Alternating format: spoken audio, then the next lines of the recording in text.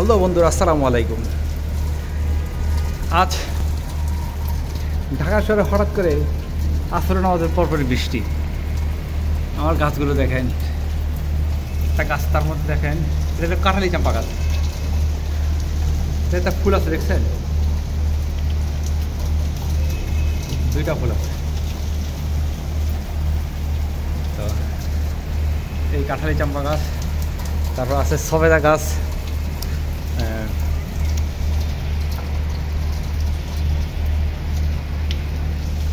এখন আমি দেখি আমার গাছের এখানে তো খুব খারাপ অবস্থা। আমার লেবু গাছগুলো সব মরে গেছে, ইন্নালিল্লাহ।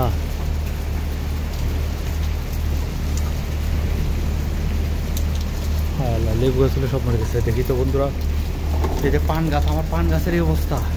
হায় আল্লাহ, এত গরম পড়ছে এখনো বন্ধুরা। ছাদটা খুব গরম হয়ে আছে এখনো।